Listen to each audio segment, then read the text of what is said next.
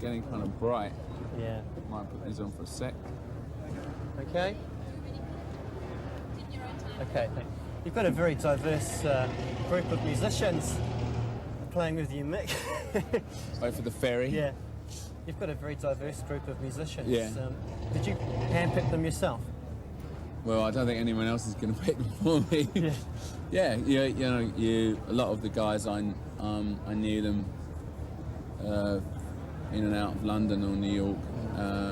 I worked with them before on records, or I just knew them as friends, you know. Well, there's a big buzz about your guitarist, Joe Satriani. Where did you find him?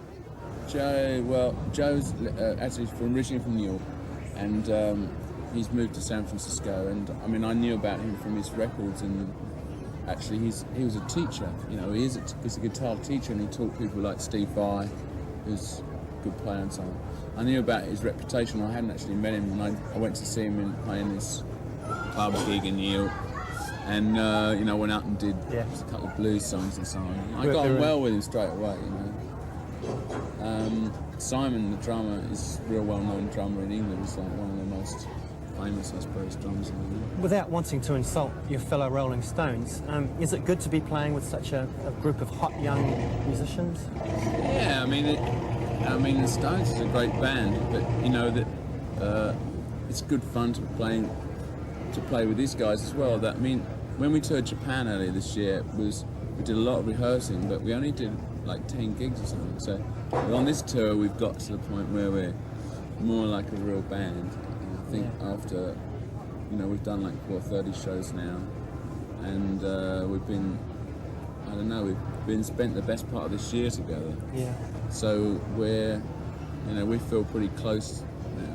Because what you're playing now is a full-on rock show. Do you ever miss the R&B roots music that you began your career with? We do some sort of blues type things. I think we do like some funk things and some blues, and we're not totally restricted to doing rock and roll. I like to cover all the bases, do a little bit of country music also. You're a very flamboyant performer, and very dynamic on stage. How do you think of people like Prince and Michael Jackson? Do you compare yourself ever with them? Well, they're both pretty flamboyant performers. I thought, did the Michael Jackson show come to New Zealand? You didn't. No, you didn't see it. Well, it was a good show. It was very choreographed and so on.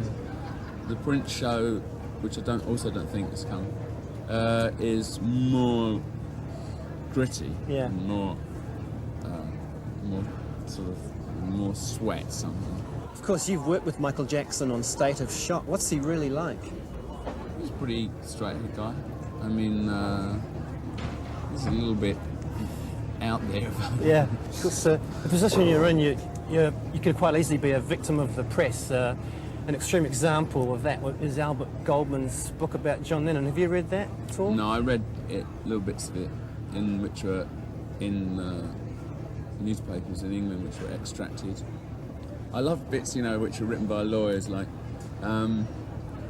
he visited Bangkok. While there, he could have gone to a whorehouse. In these whorehouses are sometimes transvestites. While he was there, he could have gone with a transvestite. Well, does that tally with your memory of John Lennon? John was like a real sarky, cynical, witty, biting, very intelligent guy. Yeah. What comes across in the book, I don't know, I haven't read the book, I just read these bits, so I don't really feel that.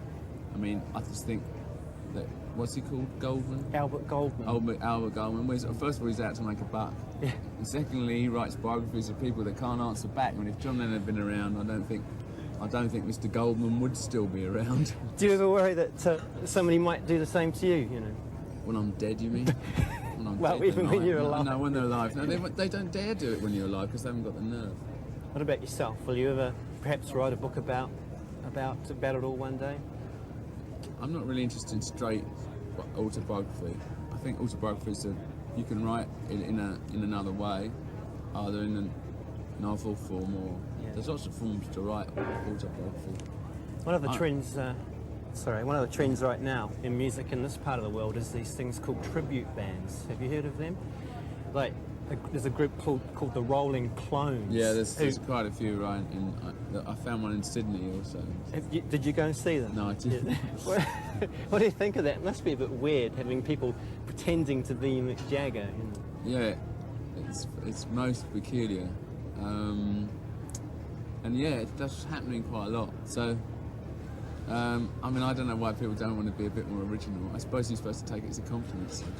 So what do you think of where music's heading at the moment? I know you've always been one of those who can anticipate things, like you've been at R&B right when it was there, and you were with Peter Tosh when reggae was coming to the fore. What do you think of what's happening now? Well, at the moment it's the music's just going through a bit of a transitional period, I think. I mean, you just have to make sure that your computer programs are going to sound human. Yes. You know, I'm bored with computer programming music that sounds like computer programming music, and to humanise it is quite difficult. Yeah. I mean, most every record that you hear on the radio is played just done in a computer room. Yeah. People probably don't. I mean, a lot of people don't realise or want to know, but that's how it's made. Yeah. And it's been going on like for 5 years now, more or less like that. Do you think like you've had really outstanding success and you've reached the pinnacle of anything you can achieve? I mean, do you think it's easy to become complacent, about your music that you're making yourself? Or? Yeah, you can. Yeah, I mean, if you believe that you're wonderful, yeah, you can be complacent. But yeah, you still have to keep knocking away and thinking, wait a minute, this has got to be better than this. This has to be better than this. This has to be better, and so on. Yeah, it's a pretty competitive business, Yeah. which makes you keep your edge, I think.